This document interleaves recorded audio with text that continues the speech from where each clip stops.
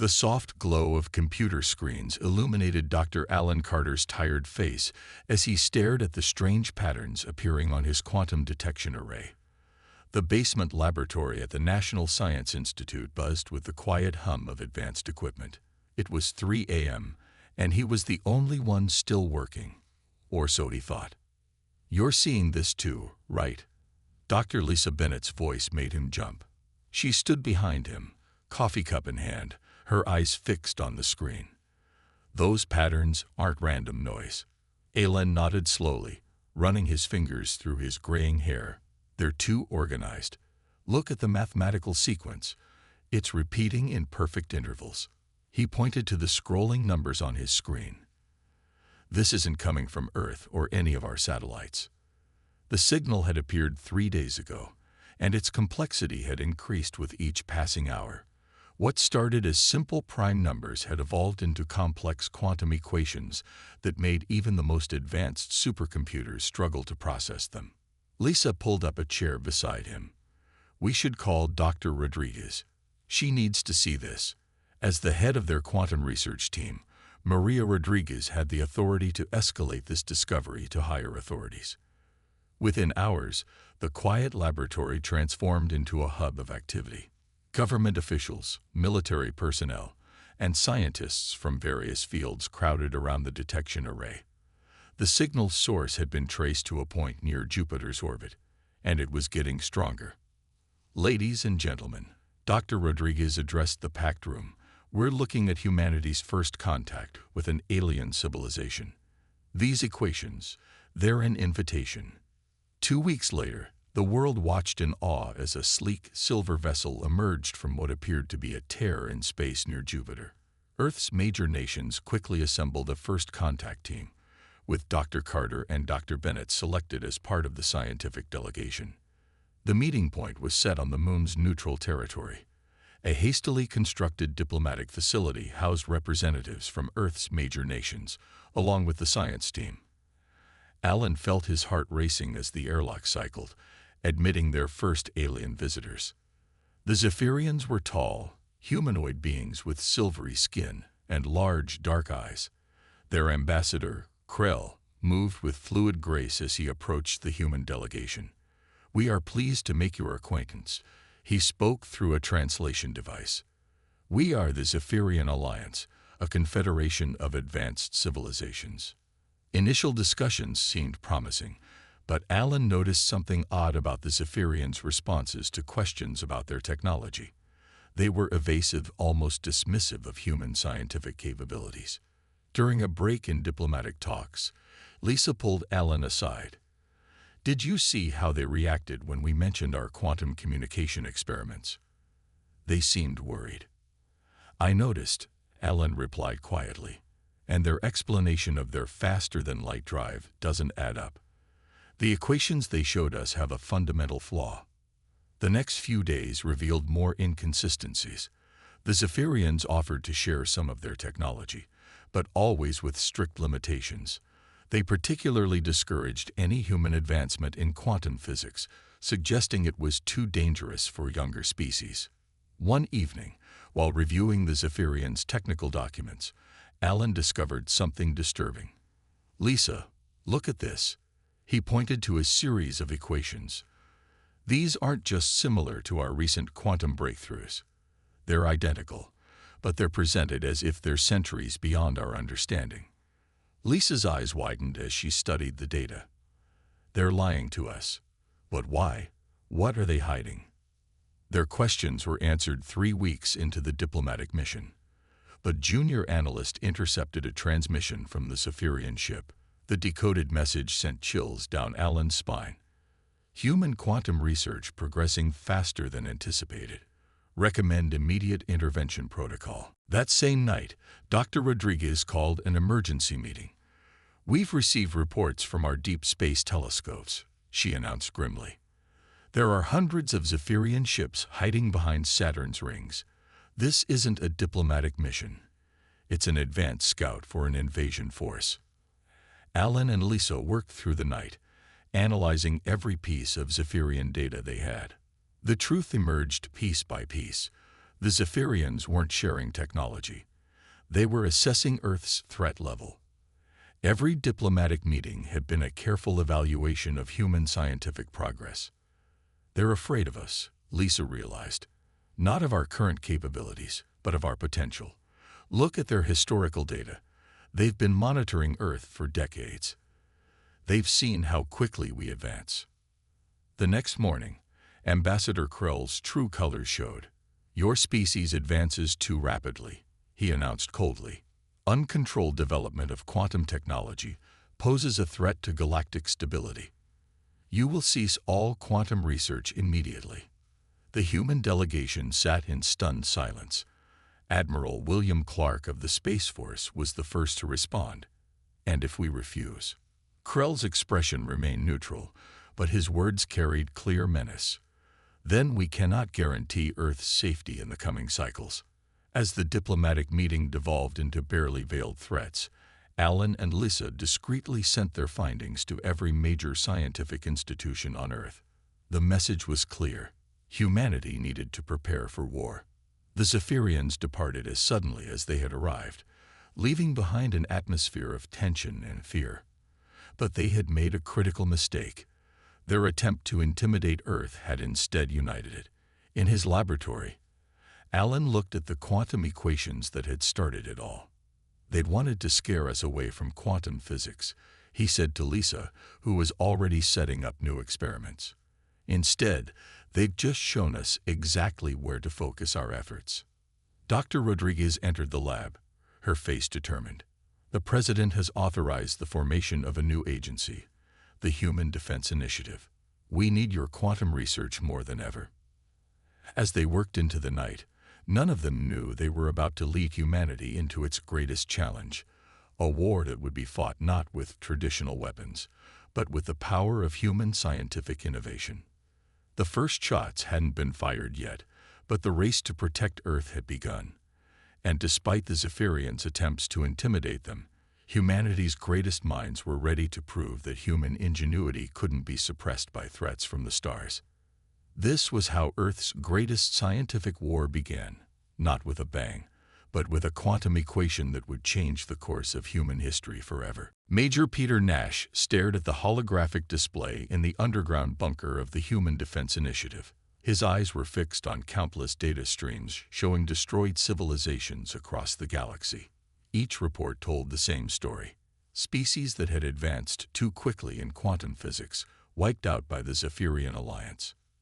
They've done this before, he said quietly to Dr. Lisa Bennett, who stood beside him reviewing the data. These weren't random attacks. They were systematic eliminations of potential rivals. The evidence had come from deep space probes launched secretly after the Zephyrians' departure. The probes had discovered the ruins of advanced civilizations, each showing signs of quantum technology development before their destruction. Lisa's latest breakthrough in quantum entanglement communication had allowed these probes to send data back to Earth instantly, avoiding detection by Zephyrian sensors. She pointed to one particular star system. Look at this one, the Centauri colony. Completely gone. Their crime, creating a basic quantum computer. The door to the command center slid open, and Dr. Alan Carter walked in, carrying a tablet filled with new calculations. But we got something they've never faced before, he said, his voice carrying a hint of hope. We're not just developing quantum technology. We're surpassing their understanding of it. Lisa nodded, pulling up her latest test results. The quantum entanglement network she had developed could transmit data across vast distances without any delay. More importantly, it was completely undetectable by conventional sensors. The Zephyrians wouldn't see it coming. How long before they realize what we've achieved? Peter asked, his military training making him focus on strategic timing. They already suspect something, Ellen replied. Our orbital sensors detected their stealth probes last week. They're watching us, but they can't see everything. The room fell silent as the main screen lit up with an incoming transmission. The face of the Zephyrian Ambassador Krell appeared, his silver skin gleaming under artificial light. People of Earth, he began, his translated voice carrying an artificial warmth that fooled no one. "We have detected concerning energy signatures from your research facilities. This is your final warning. Cease all quantum research or face the consequences." Peter switched off the transmission. "Well, that answers that question. How much time do we need to complete the defense network?" Lisa checked her calculations. "The quantum shields will be ready in 3 weeks. The communication network is already operational across all major military installations." "They won't wait that long," Alan warned. "Look at their pattern in other systems. Once they issue the final warning, they attack within days." The next morning proved Alan right. The Zephyrian ultimatum arrived on every government channel simultaneously. Earth had 48 hours to surrender all quantum research facilities, or they would face immediate military action. In the HDI's main conference room, world leaders gathered virtually to make humanity's decision. It wasn't much of a debate. The evidence of the Zephyrians' previous genocides had already been shared with every nation. "We don't surrender to bullies," the U.S. president declared, a sentiment quickly echoed by other world leaders. "Activate the defense protocols."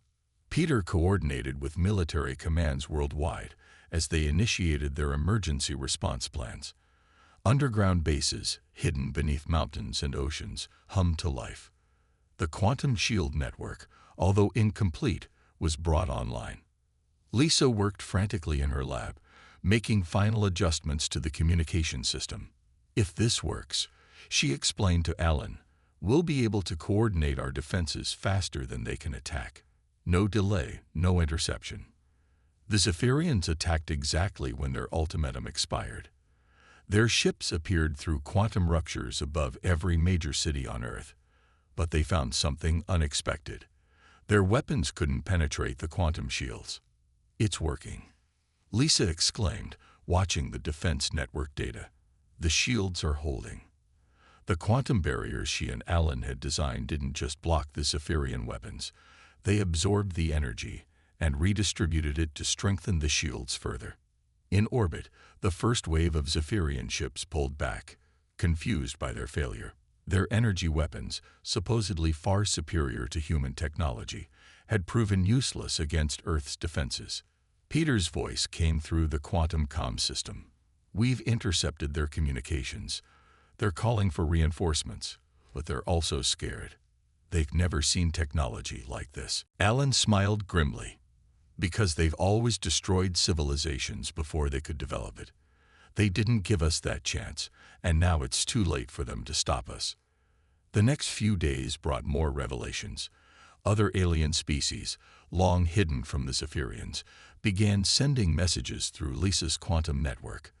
They had survived in secret, developing their own technologies, waiting for a chance to resist their oppressors. "We're not alone in this fight," Peter announced during a strategy meeting. "These other species, they want to help. They'd been waiting for someone to stand up to the Zephyrians." Lisa's lab became a hub of interstellar cooperation. Scientists from hidden civilizations shared their knowledge through the quantum network, each contributing pieces to a puzzle the Zephyrians had tried to keep scattered. "Look at this," she said one evening, showing Alan a message from a species called the Arcturians. "They've developed quantum technology in ways we never imagined. Combined with our breakthroughs, we could not just defend Earth," Alan finished her thought, "but free the entire galaxy from Zephyrian control." The Zephyrians launched their second attack a week later, but this time Earth was ready. The quantum shields held stronger than ever, and humanity's first quantum-powered warships emerged from hidden bases on Mars and Europa. Peter watched from the command center as Earth's forces engaged the Zephyrian fleet. The enemy's supposed technological superiority crumbled in the face of human innovation, combined with knowledge from other resistant species.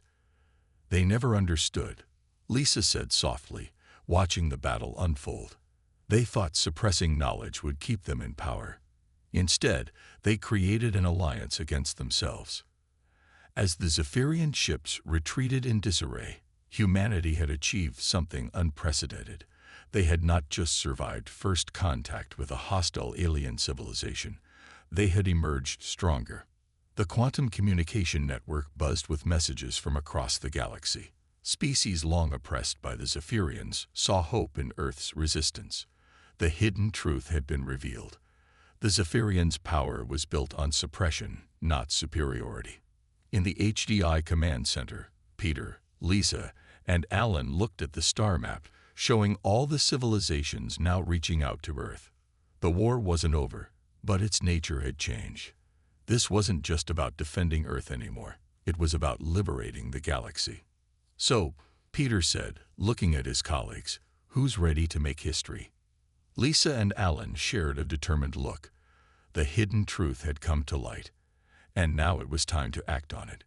Humanity wasn't just fighting for survival.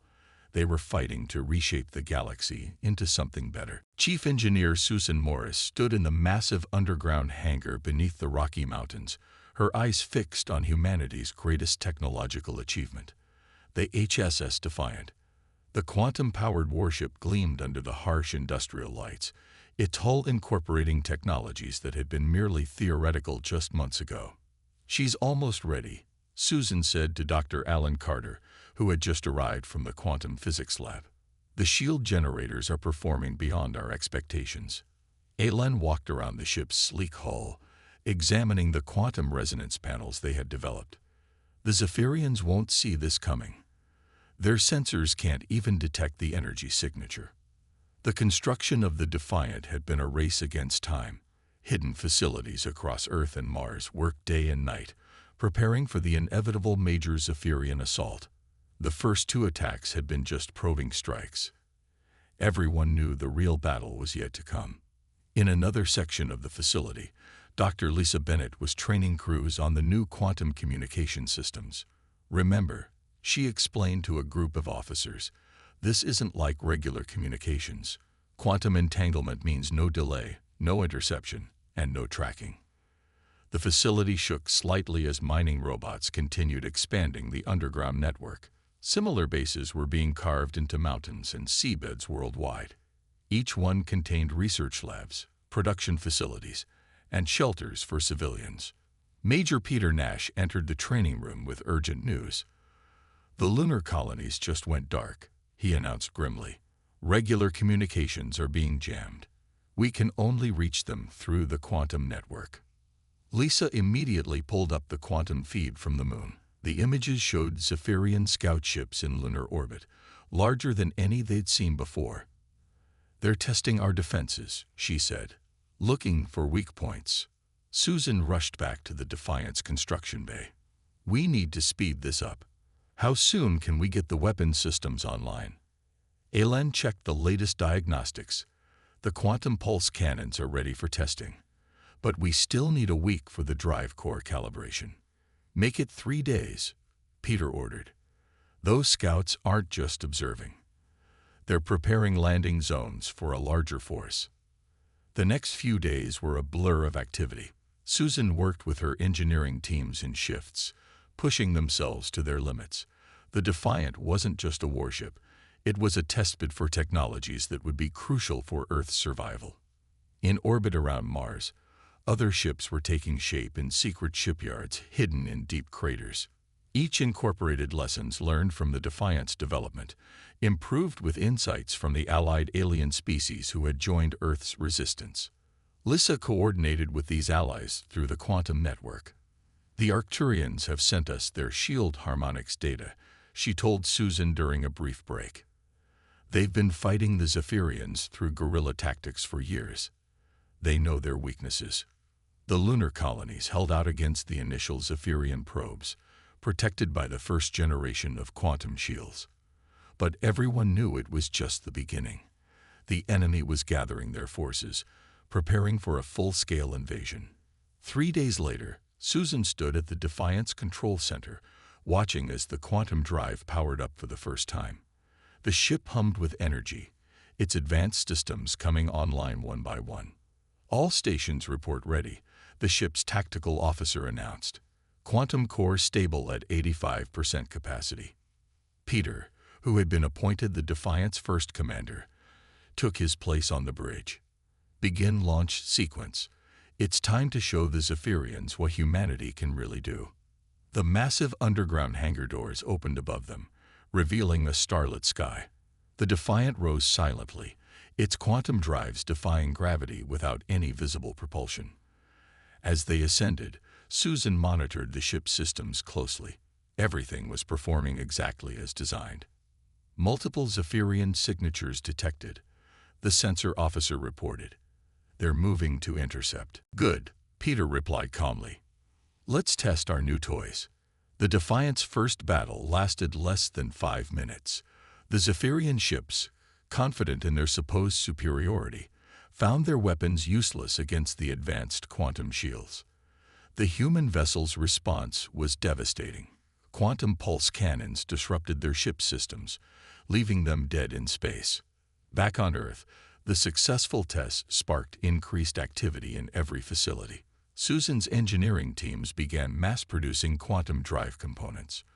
Underground factories worked at full capacity, turning theoretical designs into reality. Lisa expanded the quantum communication network, linking every human outpost from Mercury to the Kuiper Belt. The network also connected them with their alien allies, creating an unprecedented coalition against Zephyrian dominance. They'll respond with everything they have now. Alan warned during a strategy meeting. We've shown our hand. They know we've surpassed them technologically. Susan nodded, pulling up plans for the next generation of ships. Then we better be ready. The Defiant was just the prototype. Wait until they see what else we've got planned. The lunar colonies became forward operating bases.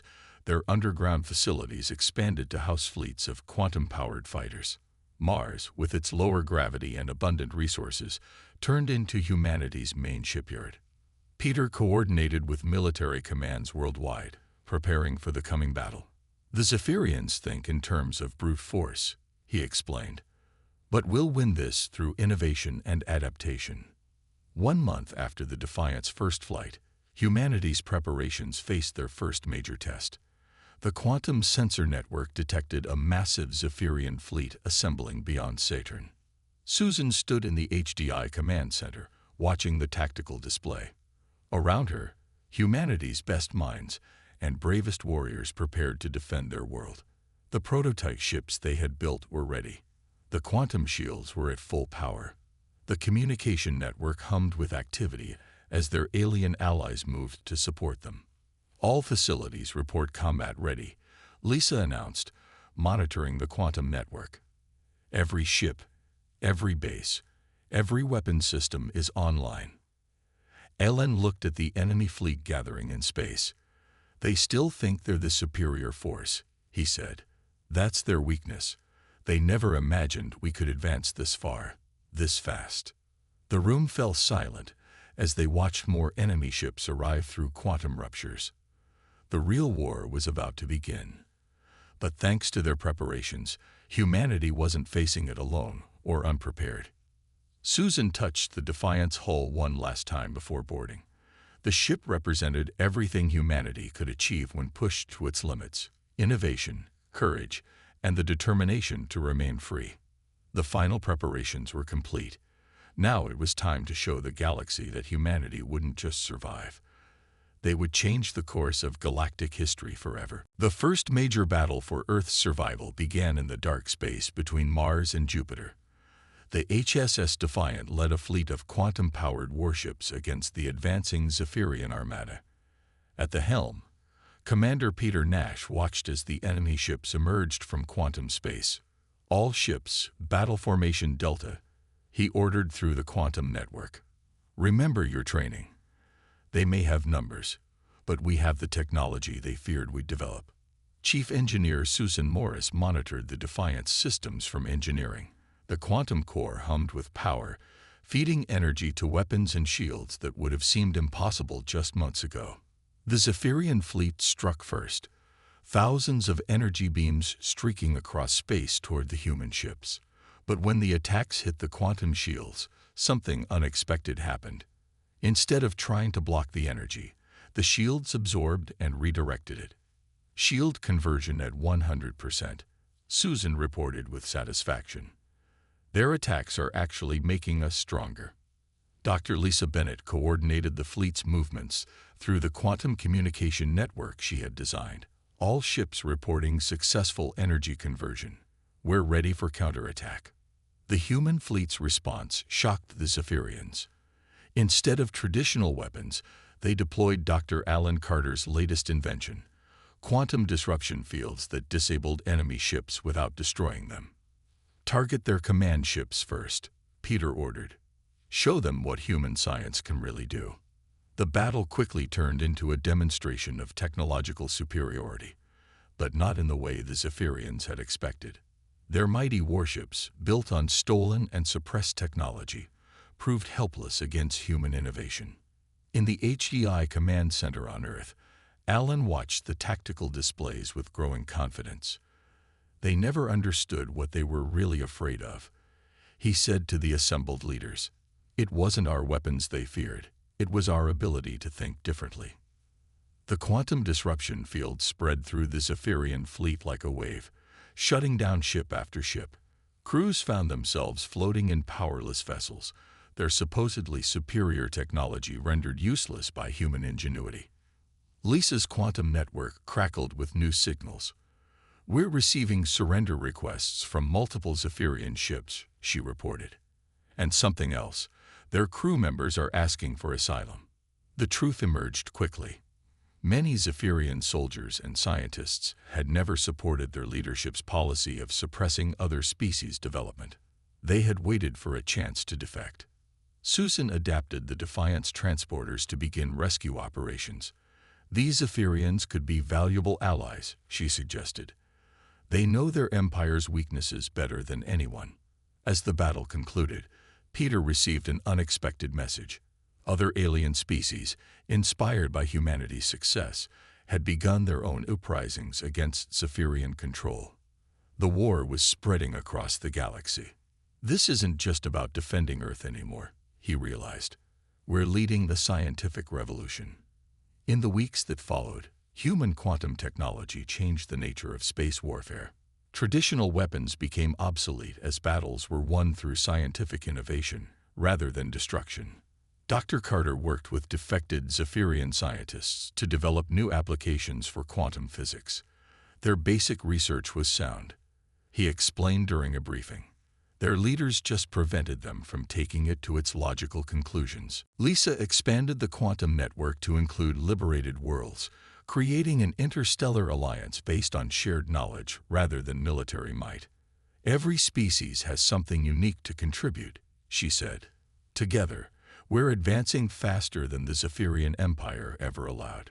The Defiant led mission after mission, not just fighting battles but freeing oppressed civilizations. Each victory brought new allies and new scientific insights. Susan incorporated technologies from different species into Earth's defenses.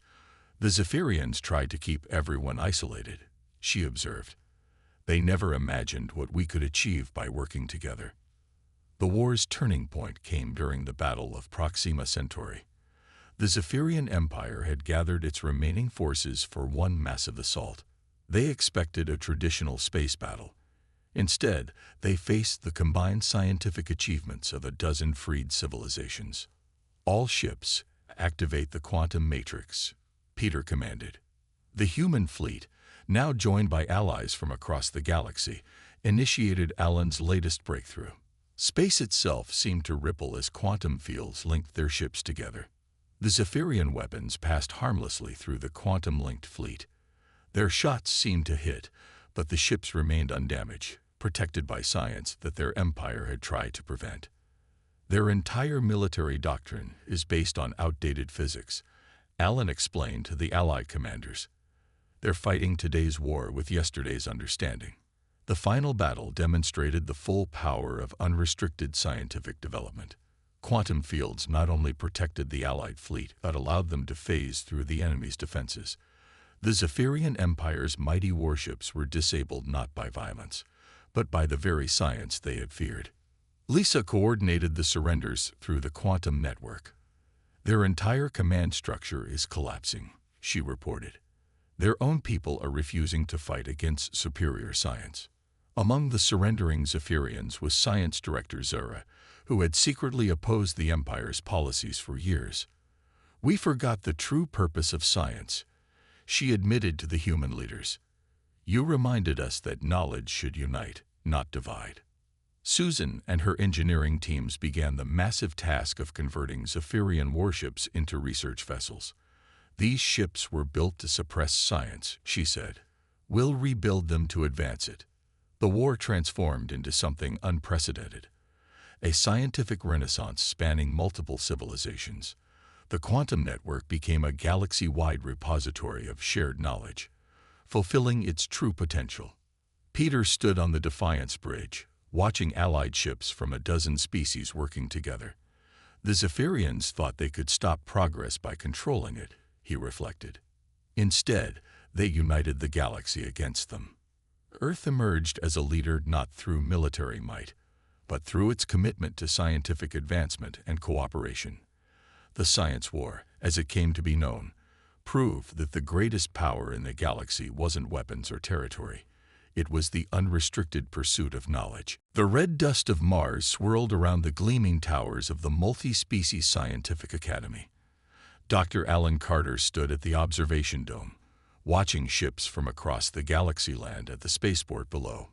5 years had passed since the end of the Science War, and the solar system had transformed beyond recognition.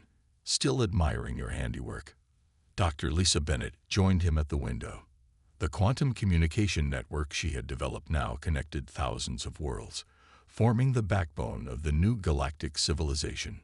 "Hard to believe this all started with us detecting their first signal," Alan replied, remembering those tense days in his old Earth laboratory. "Who would have thought their attempt to suppress us would lead to all this?"